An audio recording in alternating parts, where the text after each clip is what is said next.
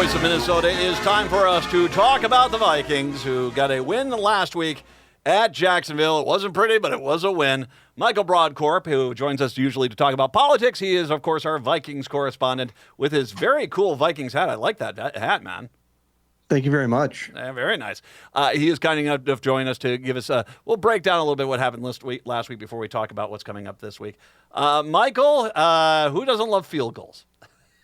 Who doesn't love field goals? By the way, let's start by saying we're geniuses once again. I was off a little bit. I thought it was going to be like a 30-10 game. I did, but look, they still just dominated them. That game was very much like my high school career. I graduated. It was an ugly process, and it was a squeaker at the end, and nothing to write home about. But I got the diploma. But it was not too much to be proud of, but they got the diploma. It counts. It counts for a W. Let's talk about the thing that nobody has talked about this week. The Vikings defense got Cashman back, and they absolutely demolished Jacksonville. Now, once again, Jacksonville is Jacksonville, but you're at their place. They just looked inept the entire game, and a lot of that was, once again, that furious Vikings defense showed back up again. Cashman's back. And they look like a cohesive unit.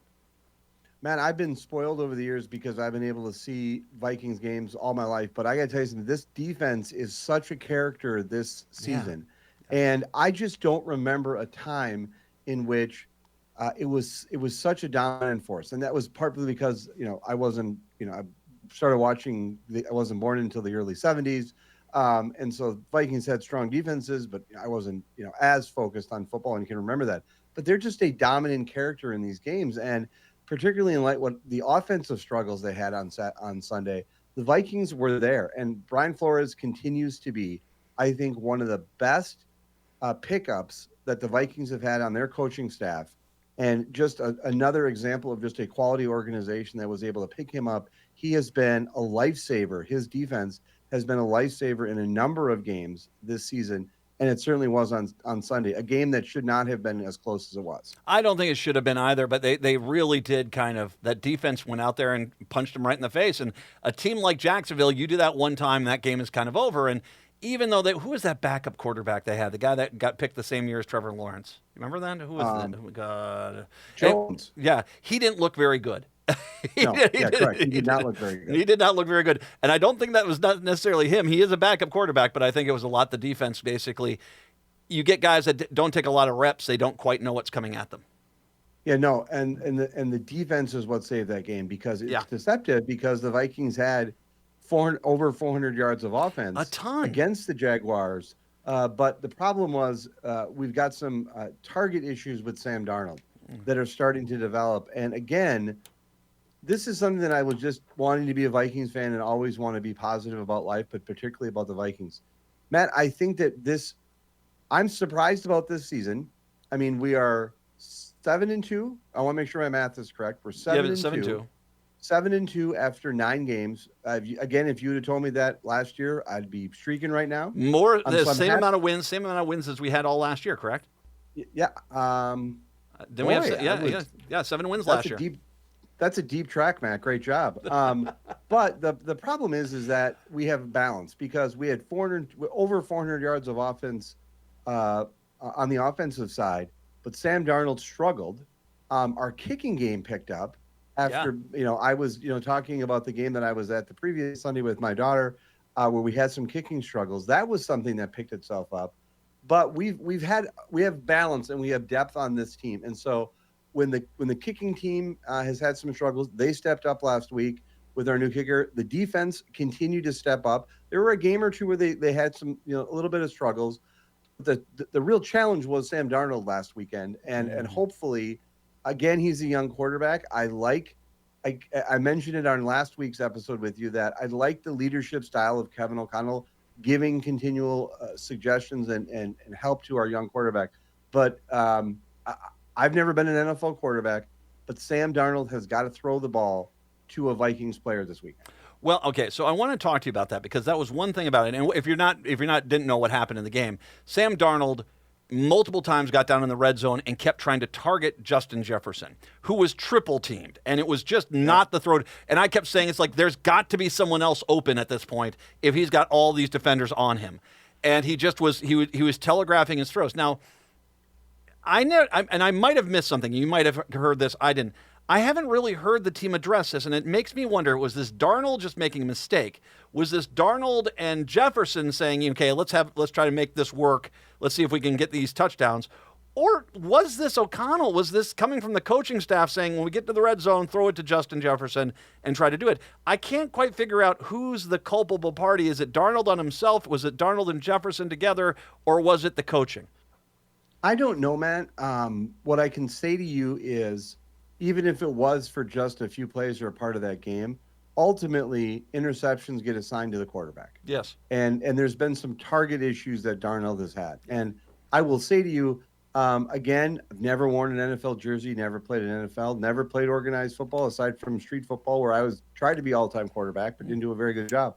There were a few plays, particularly when I was at the game on last Sunday night, not 2 Sundays ago, at the Colts game, where a couple of interceptions were just very difficult to see what he was seeing in his field of in his vision, and some bad throws in targets where it would be really difficult to make, but some others that just didn't make a lot of sense.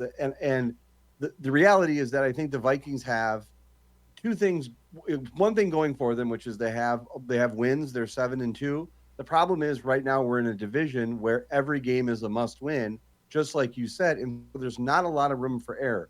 And so bottom line is the Vikings have some instability right now in the quarterback position, and they have to get back to where they were earlier in the season because I think that there's some stability issues that we need to resolve. We've taken care of Twinkie. It's now time for us to take care of Ho-Ho, namely the Tennessee Titans. Okay, so yes. I looked at the spread on this game, and it's a 6-point advantage, which we're the road team is huge. So yes. I said, okay, what am I missing here? Why is this so big? It sounds like the entire team is back. All of them they're looking at full capacity. There was some limited practice, but it sounds like that some of these guys are going to be back, and it's not going to. We're not going to have nearly as much of our players out, which is good. Yes. Yeah, there's Andrew Van Ginkel was playing. They're listed as no injury designation for Aaron Jones, the tight end Josh Oliver, or Andrew Van Ginkel. So it looks like we're going to have our full team on the road at a bad Tennessee Titans. That would explain why the odds makers are thinking this is going to be a solid Vikings win. Which is a larger spread than it was on Sunday. Is it now? I think when you and I were discussing it, I think the last time I saw it was 5.5 going into Jacksonville. What are you saying it is now at the Titans? Is it 6? It's 6.5. Yeah. 6. So 6.5. So a full point higher. So I think your analysis as to why it's higher is because of the strength of the Vikings. This should be a game that we should win. We should win, on the road. This should be a game that we should win. This is one of those again. Just to remind your listeners, Matt, not my listeners, your listeners. You started out. I was very critical of that first week when you said New York Giants must win, and it turns out you were right. It was must win. Well, I will say this. Here's another. You want another? I'm starting to work at this. I got another one for you. This is our last game against an AFC team for the rest of the season. And we are only in, it's actually week 10, but we've only played 9 games. We have literally, the Tennessee Titans is our last AFC game. The rest of the schedule's all NFC teams. I can't remember the last time that kind of felt so loaded in the front end, but it's one of the reasons why I think we've gotten to 7-2 is because the AFC teams have not been good. So we're lucking out on that. And we're coming into 2 games so after we get through this weekend, and the Lions play the Jaguars at home this weekend. So we are 1 game out of first place. Yes. And even if we were to have the same record as of now, the Lions would have the tie. We have from just an NFC North, we have 2 games with the Bears left, 1 game with the Packers, and 1 game with Detroit at Detroit. So we have 1 game at the Bears, 1 game at home with the Bears, Packers at home, and we have one game with Detroit at their stadium, which do they have a stadium? I don't know what it is. They just maybe just play in some vacant field. I don't know. There's we can talk offline at some point. My animosity towards the Detroit Lions has increased. It's related because of some issues in my neighborhood. But we can talk offline as to why my animosity is rising. There's a Lions flag flying on someone's driveway in your neighborhood. It's a personal issue. It's become personal. All right, here we are. Noon start time on Sunday. Vikings at Tennessee. Do I have to go first, as always? Matt, we're not messing with it. It's 7-2, bud. You've got us this far. You're taking us on the field. I think they're going to. I think you and I, what we talked about with Darnold, I think they're going to pull him aside, saying, "Take the low-hanging freaking fruit. Don't try to throw it into triple coverage. Make sure you see what's in your field of vision." I don't think. I mean, they had 400 yards. I mean, they just kind of got stumped up in the end zone. I'll go with my same prediction as last week. I think it's going to be 30-10. It's going to be easily handled. If we've got our full contingent of offense and defense out there, the Tennessee Titans don't match up. As long as we play the full game and we don't let them sneak away with one, this should be fine. I would agree with you. I thought you were right last week. The only thing I was frustrated with about your prediction last week is I didn't get to have the lazy Sunday that I wanted. I'm really hoping this weekend I get to have that kind of lazy Sunday, watch the game. One thing I'll just say, it's your show for discussion, is I think one thing we should talk about next week, depending on how he plays this weekend, is where's Sam Darnold next season? If we go into next week, if we are at 8-2, so we've literally gotten more victories than we had last year already. Yep. I mean, JJ had to have a second surgery to get rid of some swelling. You got to get him signed, put him in for a 2-year deal on top of what he got, and let him know that, it's his job unless, if he starts to falter, then we bring in JJ. I think it's a good option, but we'll talk more about that later, okay? Absolutely, Matt. As always, thank you for the opportunity to come on, and we'll be texting on Sunday. We'll be texting on Sunday. We look forward to it. Michael Brodkorb, we're picking the Vikes to beat Tennessee. We'll take a break. Come on back. Got some music to hit out with the week. It is the Matt McNeil Show here on your Friday.